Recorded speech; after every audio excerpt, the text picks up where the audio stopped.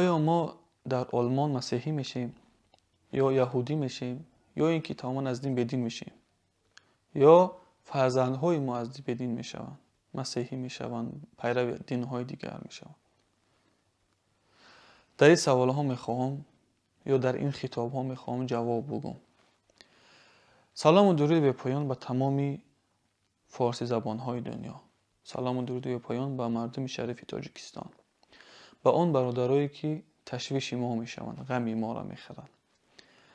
به شما ما اول گفتنیم که برادرای عزیز تشویش ما نشین، غم ما را نخورین، چون که ما در جای امن هستیم.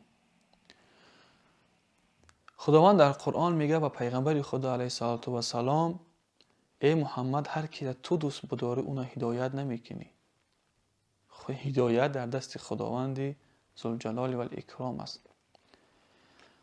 ما کوشش میکنیم اما نتیجهش چی است؟ در دست خداوند مهربان است.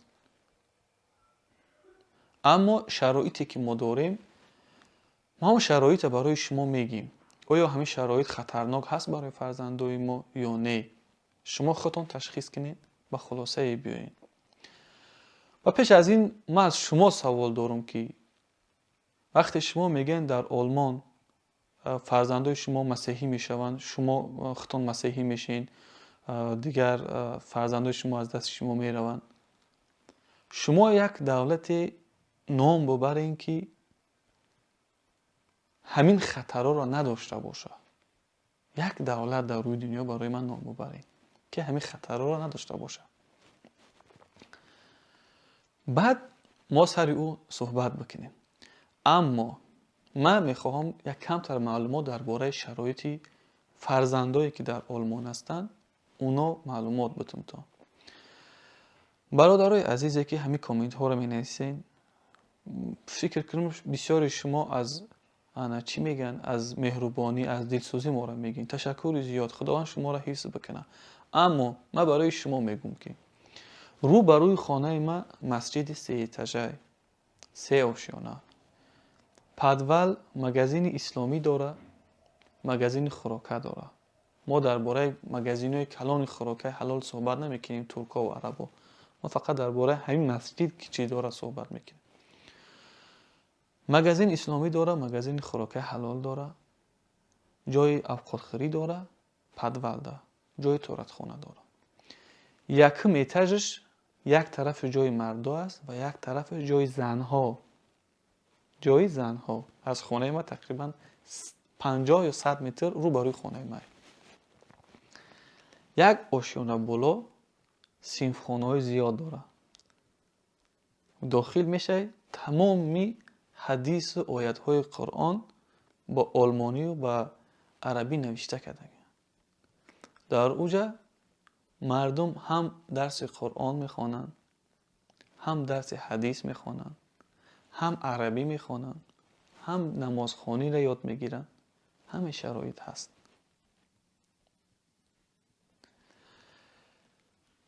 دیگر هر مسجد در همین شرایط ها هستند. این مسجد عربا است، ما داریم مسجد ترکا داریم، ما مسجد افغانا داریم، ما مسجد چی میگه البانسا داریم که مسجدها زیادن. همه مسجدها تقریبا همین شرایط دارند.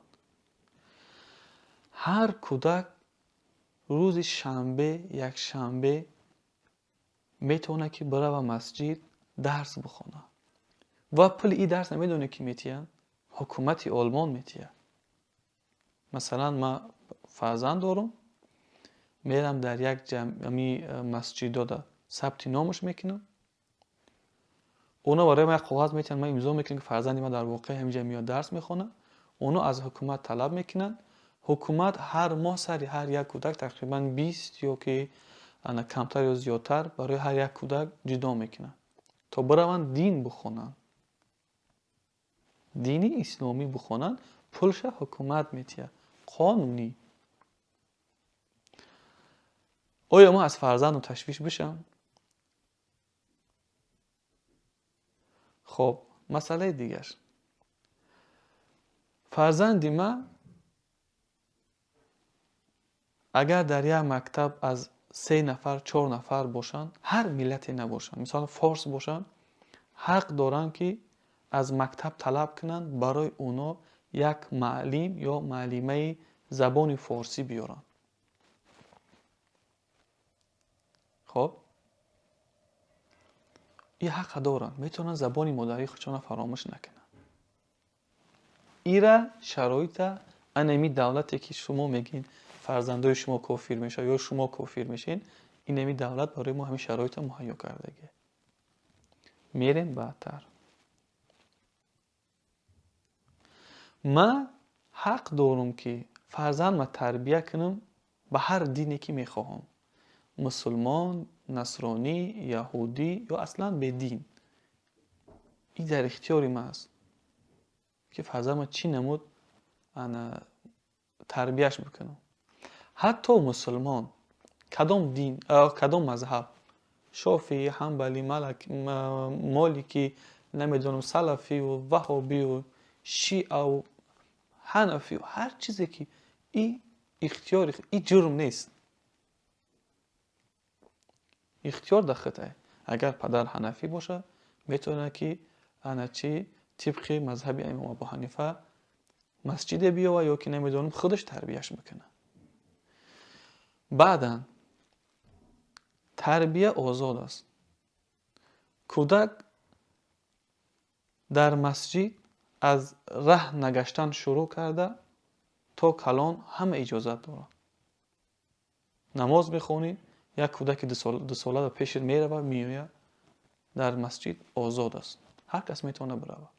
کودک میده کلان، زنکا هر وقت میخواهند بتونن بروند، کودکاشون قطعی میروند، امر معروف گوش میکنن، درسشون میتین اگر کسی که بخواه. خلاص کودک در انمی فضا به وایه میرسه. در همین شرایط ما چه خیلی از فرزندم نگران باشم. درست است که هدایت در دست خداوند است. هر کاری که از دست من میاد من انجامش میتونم. یک کودک میتونه که در تاجیکستان از دین به دین شوه و همین را میتونه که در عربستان بشوه اگر بزرگ بشوه، نه با حالی خودش اگر علاهیدگی قطع زندگیش شروع کنه. یعنی این دیگه در دست پدر، از دست پدر و مادر هیچ چیز نمیاد. این حالت ها را ما در همه دولت ها میبینیم. اما در همین شرایطی که هست، در همین شرایطی که ما داریم، من نمیخوام دیگه شرایط ها را ذکر بکنم که شاید بگن که بعضی نفرها میگن که گپایت میزنی نسبت آلمان، حکومت آلمان یا همش افسانه، نمیدونم هر چیزن. من اوسش دیگه صحبت نمیکنم. این چیزایی هست که میتونید شما در هر جا سوال بکنید و سوالاتون جواب بگیرید. برادر عزیز،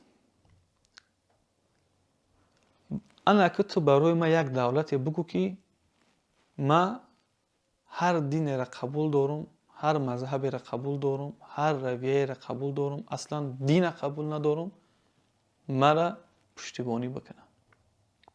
فرزند ما هر نمود دینی که تعلیمش بتونم آزاد باشم. تا 18 سالگی فرزند در اختیاری ما بتونم که مکتب با حجاب رایش کنم. مکتب، گیمنازیوم، هر جایی که فرزند میره، خاصتا دختر، با حجابش میتونه که بره. با حجابش دانشگاه داخل میشوه، با حجابش مهندس میشوه، با حجابش دکتر میشوه، با حجابش چی میشوه قاضی میشوه، با حجابش همه این وظیفه را میگیره. با حجابش تمام این فعالیتاش انجام داده میتونه. هیچ کس برای او فشار نمیاره، احترامش هم میکنه. بچم مسجد میروه یا نمیروه، یا مذهبی هست یا اصلا مذهبی نیست، کسی فشارش نمیاره. بچه ما بریش مکتب میروه، دانشگاه میروه، جای کار میروه، هیچ که کارش نداره. جایی که اگر بچه ما یا فرزندی ما دختر یا بچه یک کرته دریدگی داشته باشه میتونه که همون را بپوشه درس بره. هیچ که کارش نداره. پاتینکای دریدگی هیچ که کارش نداره. اینجا سر لباس مکتبی گفتنی گپ نیست. هر کس میتونه به هر لباسی بره. اگه مکتب بیانه شروع کرده تا دانشگاه ها، من کدام دولت باید برم که برای هر دینی را که من بخواهم فرزندی من دا پول جدا کنه و حکومت تشویقم کنه که این کار دوام بده. تو آزاد هستی در این کار. پس برادر عزیز، تشویش فرزندی من زیاد است از دین به دین شیدن و از اسلام دور شیدنش یا از فرزند شما. پس شاعر میگه شخص همه شب بر سر بیمار گریست، چون روز شد او بیمرد و بیمار بیزیست. به امیدی که یکدیگر را بفهمیم، فکر یکدیگر را قبول بکنیم، احترام در فکر عقیده یکدیگر داشته باشیم، شما را به خدای منان میسپارم.